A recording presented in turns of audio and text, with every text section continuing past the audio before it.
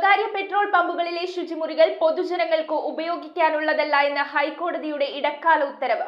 പൊതുജനങ്ങൾ ശുചിമുറി ഉപയോഗിക്കുന്നതിനെതിരെ petroleum traders welfare and legal service society നൽകിയ ഹർജിയിലാണ് ഇടക്കാല ഉത്തരവ് പുറപ്പെടുവിപ്പിച്ചത്. ശുചിമുറികൾ തുറന്നു നൽകാൻ ഉടമകളെ നിർബന്ധിക്കരുതെന്ന് സംസ്ഥാന സർക്കാരിനും തിരുവനന്തപുരം മുനിസിപ്പൽ കോർപ്പറേഷനും കോടതി നിർദ്ദേശം നൽകി.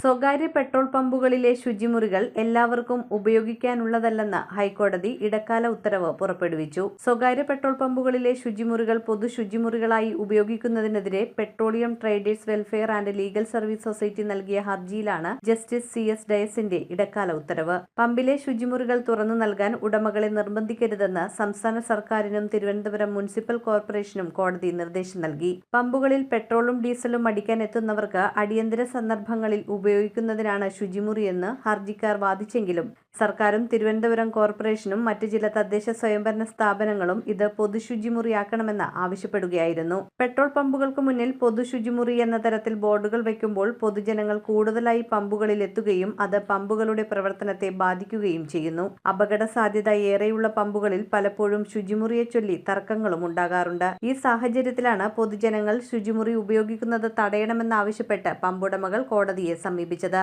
ഇതേ തുടർന്നാണ് പമ്പുകളിലെ ശുചിമുറികൾ പൊതുജനങ്ങൾക്ക് ഉപയോഗിക്കാൻ ഉടമകളെ നിർബന്ധിക്കാനാകില്ലെന്ന് ഹൈക്കോടതി ഇടക്കാല ഉത്തരവിറക്കിയത്. News desk metro 7.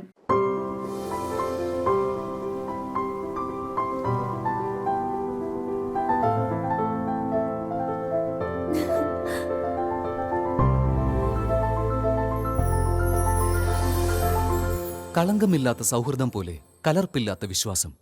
കല്ലൻസ് ജ്വല്ലറി.